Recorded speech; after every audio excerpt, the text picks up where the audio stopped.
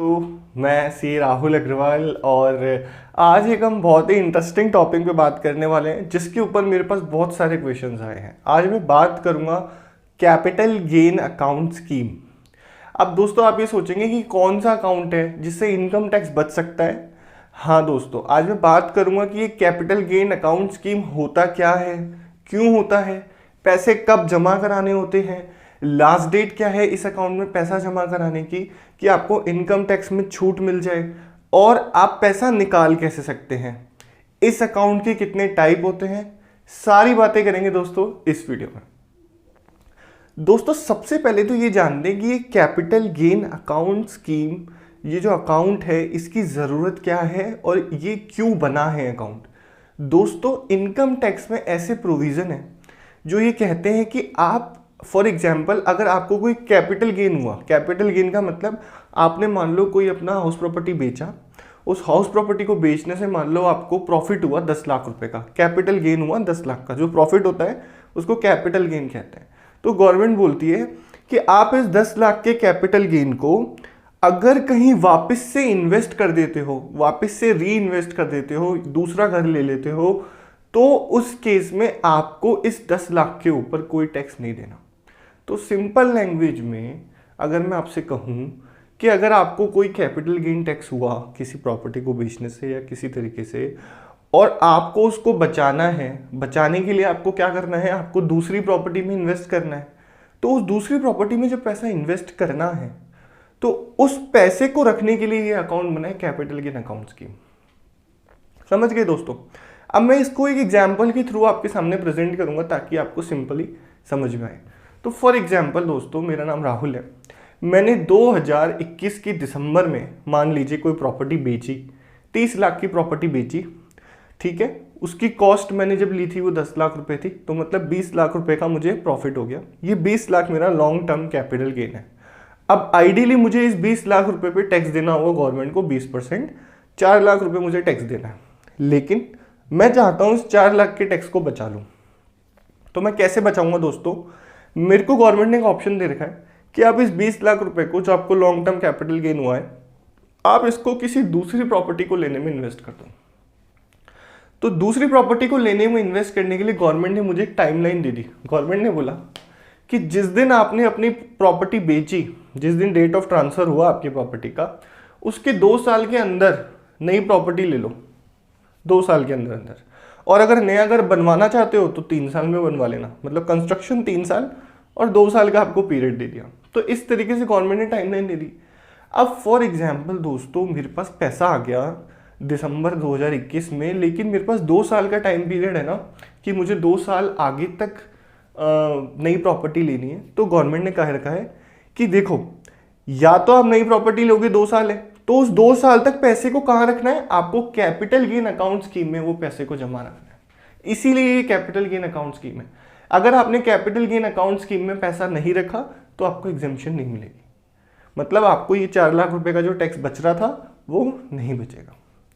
तो सबसे पहले क्यों है ये अकाउंट, गवर्नमेंट हमारे कैपिटल गेन को री इन्वेस्ट कराने को ज़्यादा उत्साहित कर रही है। गवर्नमेंट चाहती है कि हमारे को जो पैसा मिला है किसी प्रॉपर्टी को बेचने से या जो गेन हो रहा है उसको हम वापस से री इन्वेस्ट कर दें। इसीलिए इस कैपिटल गेन अकाउंट स्कीम की नीड है और इसीलिए ये ही अकाउंट बना हुआ है। अब बात होती है कि इस अकाउंट में पैसा कब तक मुझे जमा कराना है, ये बहुत इंपॉर्टेंट क्वेश्चन है दोस्तों। जिस साल हम हमारी प्रॉपर्टी को ट्रांसफर कर रहे हैं, तो फॉर एग्जाम्पल मैंने 2021 में मेरी प्रॉपर्टी ट्रांसफर करी, तो मेरा फाइनेंशियल ईयर हो गया 21-22। इस 21-22 फाइनेंशियल ईयर की जो ड्यू डेट होती है रिटर्न भरने की, वो होती है अगले साल की 31 जुलाई, मतलब 31 जुलाई 2022 मेरी ड्यू डेट होगी इनकम टैक्स रिटर्न भरने की। ठीक है दोस्तों।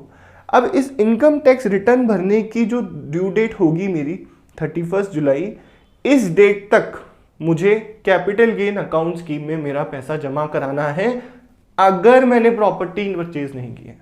तो गवर्नमेंट कहती है अगर आपने ड्यू डेट तक नई प्रॉपर्टी परचेज नहीं की है और अगले 2 साल में करने वाले हो तो इस अकाउंट में पैसा जमा करा लो। आई होप दोस्तों आपको समझ गए होंगे। मतलब नियम ये कहता है जिस भी फाइनेंशियल ईयर में आपने प्रॉपर्टी सेल की है उसके नेक्स्ट ईयर में जुलाई तक, मतलब उसके नेक्स्ट फाइनेंशियल ईयर की जो भी ड्यू डेट होगी उस तक आपको अपनी पैसा उस कैपिटल गेन अकाउंट स्कीम में जमा कराना है।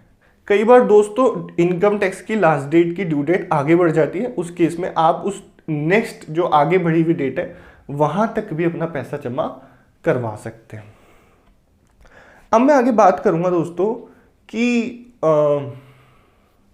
अब मैं अगर बात करूं तो नेक्स्ट बात आती है कि इस अकाउंट में जब हमने सबसे पहले समझ लिया क्यों होता है, कब पैसा जमा करा सकते हैं, अब ये अकाउंट कहाँ पे खुलता है, कैसे खुलता है। दोस्तों ये अकाउंट आप अपने पास के नज़दीकी बैंक में जाके खुलवा सकते हैं। मोस्टली सभी बैंकों में अकाउंट होता है। ये बैंक दो टाइप का खुलता है अकाउंट, इसमें एक सेविंग अकाउंट होता है और एक एफडी टाइप का अकाउंट होता है। सेविंग अकाउंट पे आपको सेविंग के इंटरेस्ट रेट्स मिलती है और एफडी पे आपको एफडी की इंटरेस्ट रेट्स मिलती है। बेसिकली इन दोनों अकाउंट्स में डिफरेंट ये हो जाता है कि सेविंग अकाउंट में जो पैसा आप जमा कराते हैं वो आसानी से निकाल सकते हैं, कभी भी निकाल सकते हैं किसी भी टाइम पीरियड में, एक जो आपका टाइम पीरियड फिक्स होता है उसमें। जबकि एफडी में क्या होता है ना, आपको एक स्पेसिफाइड रीजन बैंक को बताना पड़ेगा कि मुझे इस रीजन से पैसा चाहिए, क्योंकि आपने एक स्पेसिफिक रीजन की वजह से उस अकाउंट में पैसा जमा कराया है, तो आपको वो रीजन बैंक को बताना पड़ेगा। उसके बाद आप बैंक से पैसा ले सकते हैं और उसको पैसा चुका सकते हैं।